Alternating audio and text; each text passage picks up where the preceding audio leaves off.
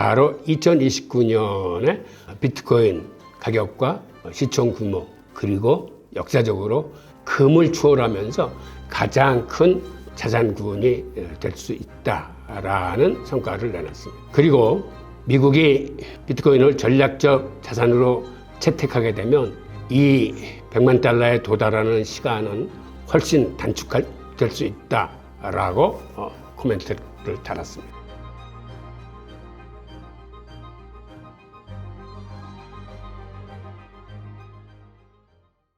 자, 이번에는 6번째 예측입니다. 비트와이즈는 비트코인 보유국이 2배로 늘어날 전망이라고 그랬습니다. 이게 무슨 얘기냐면 지난해에 내슈빌 비트코인 컨퍼런스에서 트럼프가 미국 정부는 앞으로 비트코인을 전략자산으로 비축하겠다라고 얘기를 했고 그 이어서 등단한 루미스 상원의원은 비트코인 100만 개를 모아서 20년을 갖고 있다가 그것을 팔면 혹은 그 가치를 측정하면은 미국 정부 부채의 반 정도는 갚을 수 있다. 이런 얘기를 했습니다. 그런데 여러분들 폴리마켓이라고 그 내기 사이트 아시죠? 베팅하는 사이트. 거기에 어떤 문항이 올라와 있냐면 과연 미국이 비트코인을 전략자산으로 비축할 수 있느냐? 라는 거를 베팅하는 사이트가 있는데 거기에 보면 확률이 한 30% 정도예요. 그 얘기는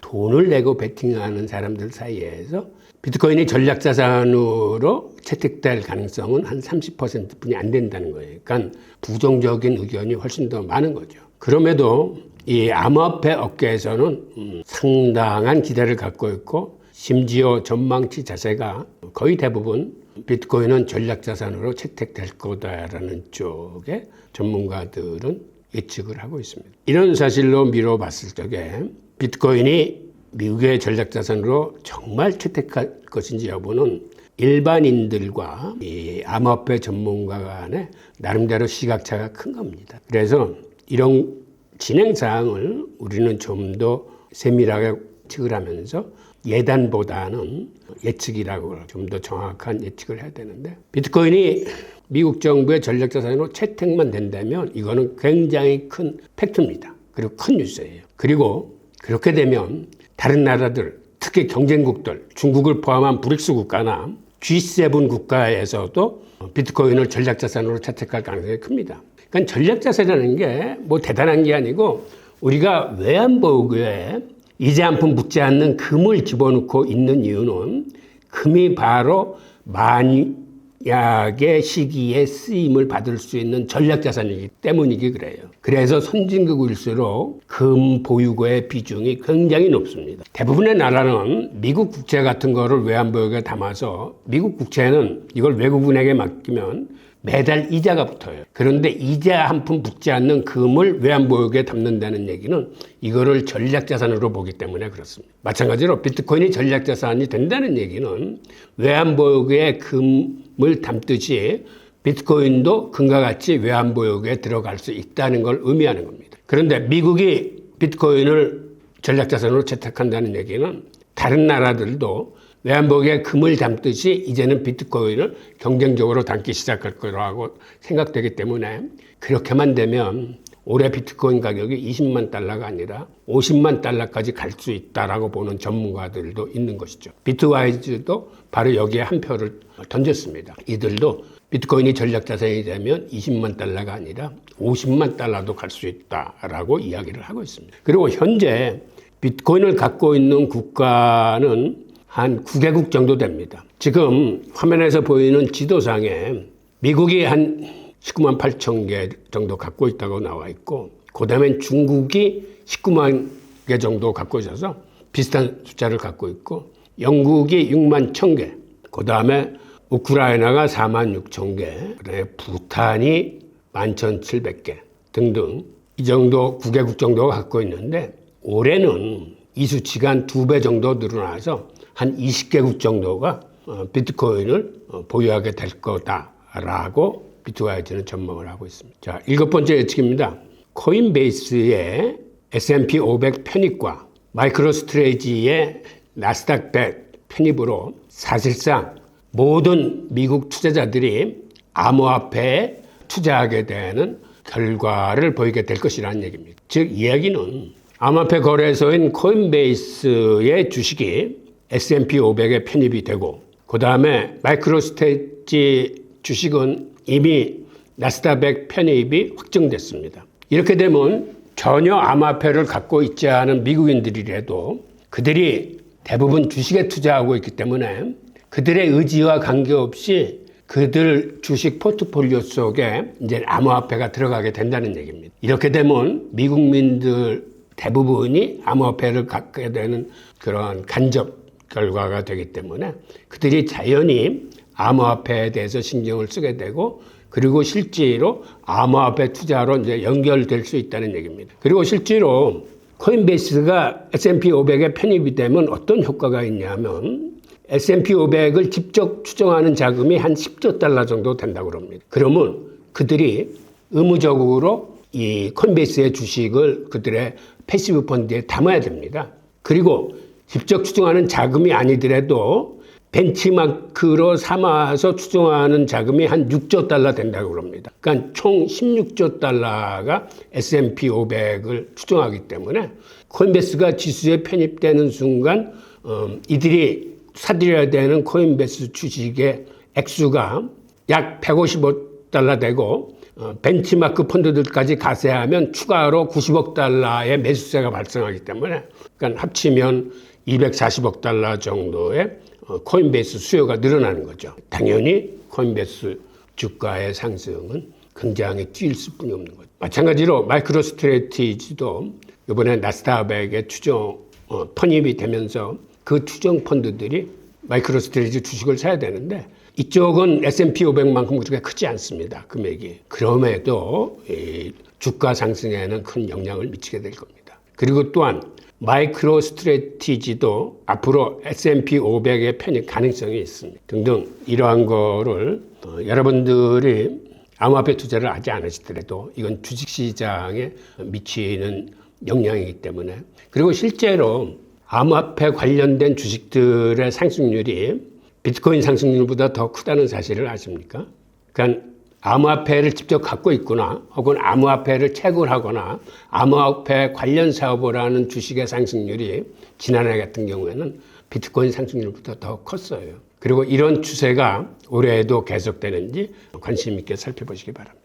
자, 8번째 예측입니다. 이것도 굉장히 큰 뉴스인데요. 무슨 얘기냐면 미국에는 일반 투자자보다 일반 주식 투자자보다 이 은퇴연금 구자를 활용한 주식 투자의 비중이 훨씬 더 높습니다. 이렇게 훨씬 더 높은 이유는 예를 들어서 기업에 들어가면 기업을 통해서 즉 은퇴연금 구자를 통해서 주식 투자를 하게 되면 많은 페이버를 줘요. 그래서 많은 기업에서는 그런 걸 장려하는 의미에서 매칭 펀드를 해줍니다. 그걸 그 사람 연봉의 한 10%까지 페이버를 줘요. 그러니까 내가 은퇴연금 계좌를 가지고 주식 투자를 하면 내 연봉의 10% 정도를 회사에서 같이 투자를 해주는 겁니다. 그러니까 누구나 개인 투자 구자를 갖고 있지 않고 대부분은 회사를 통한 은퇴연금 구자를 통해서 주식 투자를 합니다. 그리고 그 사람이 회사를 관두거나 회사를 바꿔도 그 주식을 그대로 인계받아가지고 나올 수가 있습니다. 그거는 이제 IRA라고 부르고 401K는 기업 연금 투자 구자인 거고 그런데 이 401K 플랜에 의한 기업의 연금 구자에 있어서 여태까지는 암호화폐 관련 주식의 투자를 되게 위험하다라고 해서 사실상 지침으로 이거를 막았어요. 그런데 이제는 새 정부가 들어서면서 친암호화폐 정책으로 바뀌기 때문에 미국의 노동부가 이 지침을 완화할 것으로 예상됩니다. 그러니까 이걸 막지 않고 이제 풀어주겠다는 얘기. 그렇게 되면 이제는 많은 은퇴연금 구자들이 비트코인 현물 ETF를 그들의 포트폴리오에 담게 될 겁니다. 근데 그 가치가 한 800억 달러 정도 된다고 그래요. 이 사람들이 800억 달러라고 얘기하는 이유는 한마디로 미국의 401K 플랜 자산 규모가 8조 달러나 됩니다. 여러분들 8조 달러 그러면 이게 얼마나 큰 돈인지 감이 안 오실 텐데 미국 연준에서 발행한 달러의 발행 총액이 어느 정도 되신 줄 아십니까? 그게 7조 달러예요. 그러니까 세계에 뿌려진 달러의 총액보다 더 많은 투자 규모가 은퇴연금 구자의 규모입니다. 그런데 이게 완화가 되면 8조 달러의 1%인 100분의 1만 잡아도 이게 800억 달러라는 얘기입니다. 즉 은퇴연금 구자에서 800억 달러의 비트코인 현물 ETF 수요가 발생하는 거죠. 그리고 이게 1%에 머물지 않고 나중에는 3% 정도까지 커질 수 있다. 그렇게 되면 2,400억 달러의 수요가 발생하는 거고, 그리고 그 이후에는 사실상 더 커질 수 있다고 보는 거죠. 이 부분은 만약 이게 완화돼서 401k 플랜에서 암호화폐를 그대로 투자 포트폴리오에 담게 된다면 이거는 한 번만 담는 게 아니고 앞으로 매월 꾸준히 계속해서 담기 때문에 이 영향력은 상당한 겁니다. 자, 이번에는 9번째 예측입니다. 올해 미국에서 스테이블 코인 법안이 발의돼서 통과될 가능성이 높습니다. 이게 무슨 얘기냐면 유럽에서는 이미 미카라고 해서 암호화폐 전반에 대한 법적 토대를 마련했어요.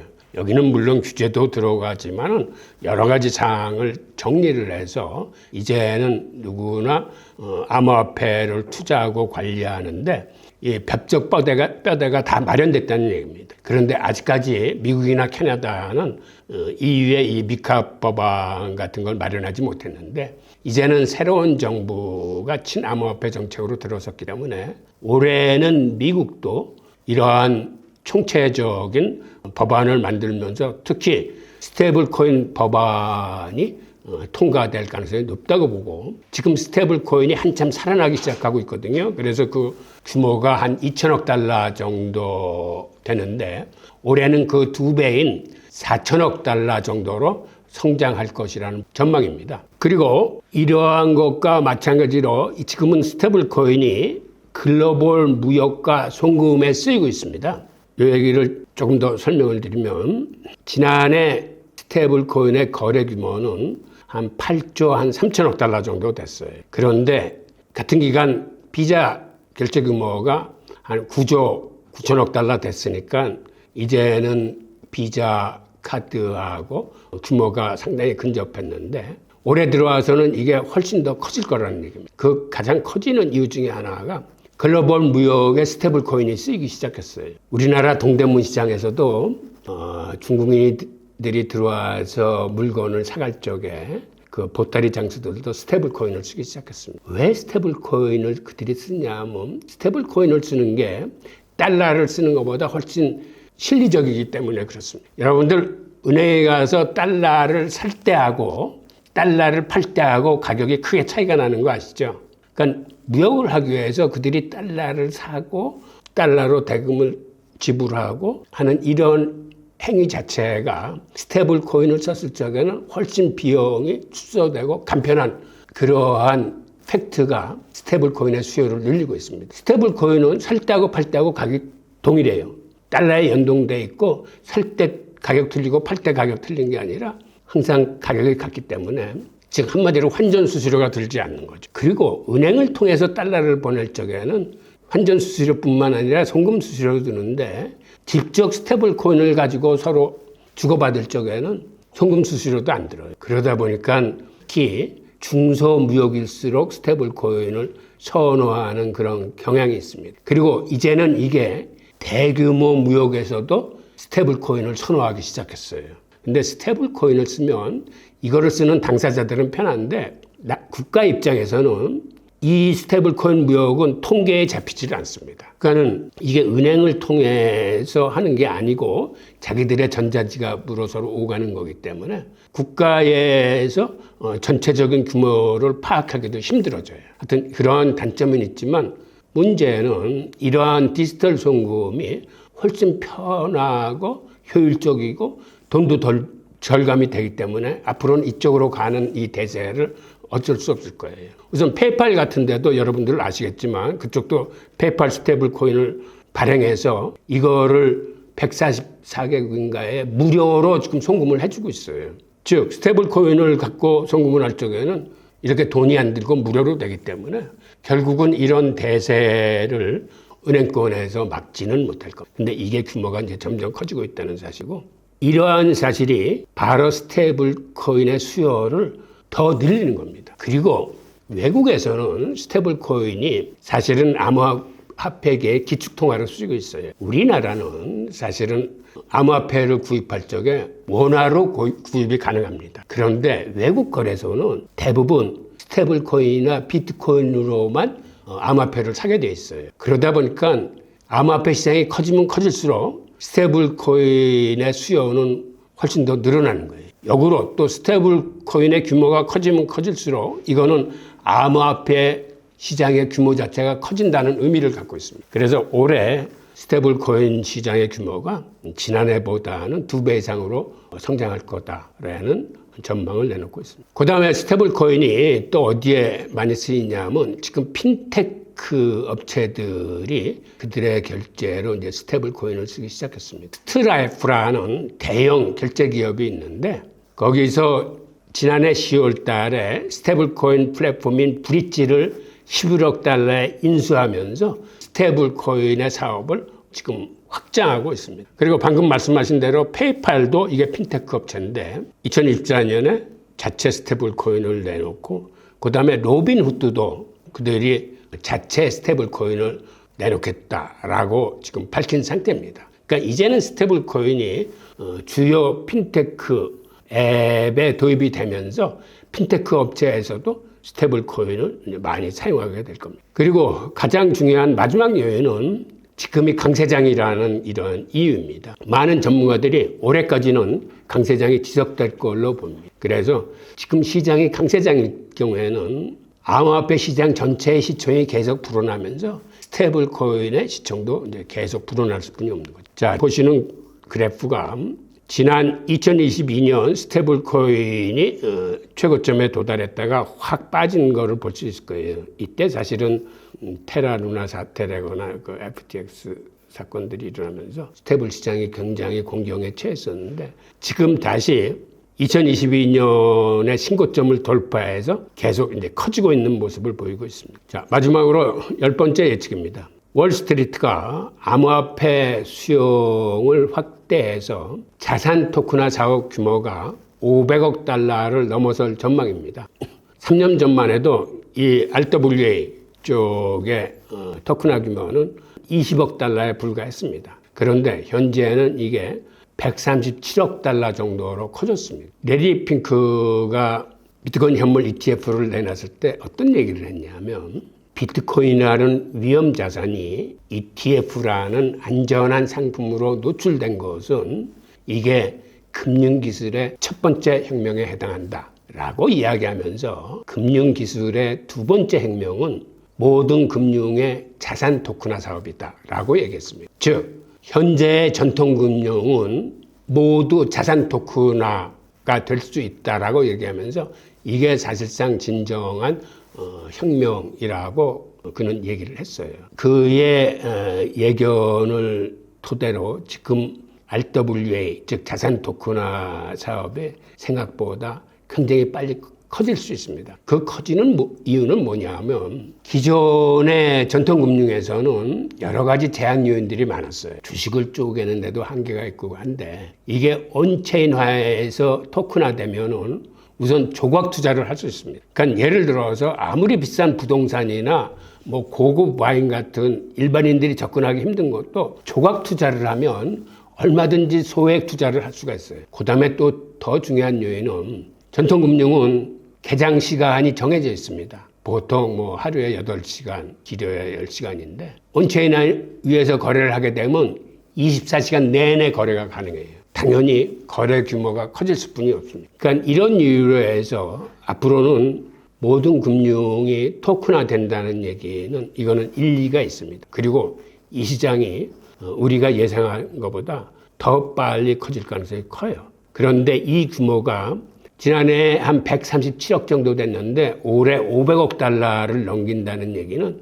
지난해에 비해서 거의 4배 가까이 엄청난 성장세를 기록할 것이라는 얘기입니다. 그리고 더 중요한 거는 이 섹터는 앞으로 훨씬 더 커질 겁니다. 모든 금융이 토큰화되기 때문입니다. 이러한 10가지의 예측을 비트와이즈, 즉 지금 비트코인 사업을 하고 있는 자산운용사가 내놨다는 점에서 굉장히 실무적인 디테일한 그들의 예측이었습니다. 자, 그런데 지금 이 그래프를 보면 최근 들어와서 RWA가 커 나가는 그래프를 보실 수 있는데 성장 속도가 굉장히 가파르게 치고 올라가는 모습을 보실 수 있습니다. 아시다시피 레리 핑크가 대표로 있는 그 블랙록도 비들이라는 RWA 상품을 내놓은 걸 잘 아실 겁니다. 이 비들도 달러와 1대1로 연동되어 있고 미국 국채를 담보로 쓰는데 이 비들 같은 경우의 특성은 이 토큰을 산 사람들한테 그들의 전자지갑에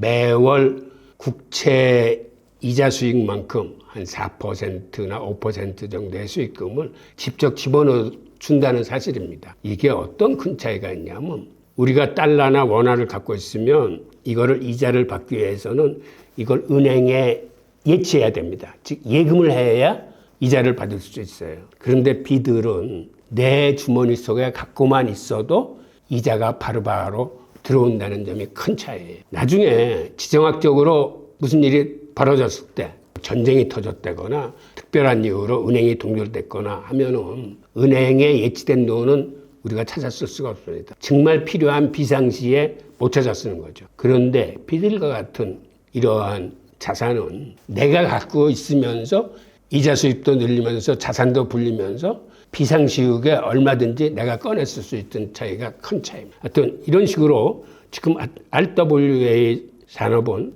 생각보다 빠른 성장 속도를 가져오고 있고, 그리고 비트와이즈는 마지막으로 보너스 예측을 하나 더 내놨는데 2029년 되면은 비트코인 전체의 시총 규모가 18조 달러가 돼서 지금 1조 8천억 달러인가 그래요. 그러니까 지금보다 10배 정도 커질 것으로 그들은 예측하고 있는 겁니다. 앞으로 4년 후에. 그렇게 되면 이게 금시장을 추월한다고 그럽니다. 즉 이때 비트코인 가격은 개당 100만 달러로 그들은 전망하고 있습니다. 그들이 이런 예측을 내놓으면서 예측을 할 때 왜 꼭 1년 앞에만 우리가 예측을 해야 되느냐, 3, 4년 앞에 거를 예측하면 안 되나? 라고 하면서 바로 2029년에 비트코인 가격과 시총 규모 그리고 역사적으로 금을 추월하면서 가장 큰 자산군이 될 수 있다라는 성과를 내놨습니다. 그리고 미국이 비트코인을 전략적 자산으로 채택하게 되면 이 100만 달러에 도달하는 시간은 훨씬 단축될 수 있다라고 코멘트를 달았습니다. 자, 그리고 지금 이 그림을 보면 여기에 과거 비트코인 가격이 쭉 나와 있어요. 2011년에 비트코인 개당 가격은 4불이었네요. 참 싸죠? 지금 보면. 2012년에 14불, 2013년에 761불이었다가 2014년에는 이게 58% 가격이 빠져서 322달러가 되고, 그리고 그 뒤 4년마다 가격이 심하게 빠지는 모습을 볼 수 있습니다. 여기서 우리가 들여다봐야 될 사항은 비트코인은 4년마다 반감기가 있는데 요 조그만 표가 바로 그 반감기 표인데, 반감기를 맞이해서 3년째 되는 해에 어김없이 가격이 빠졌어요. 그게 2014년에 58%가 빠졌고 2018년에 75%, 2022년에 64% 가격이 빠졌습니다. 그래서 이런 데이터를 통해서 우리가 보는 거는 지난해 반감기가 시작됐기 때문에 올해까지는 강세장이 계속되면서 이 반감기 사이클에 의하면 내년 2026년, 즉 반감기 3차년도가 된 해는 조금 위험한 해입니다. 자, 이로써 비트와이즈의 10가지 예측과 보너스 예측을 우리가 들여다봤습니다. 자, 감사합니다.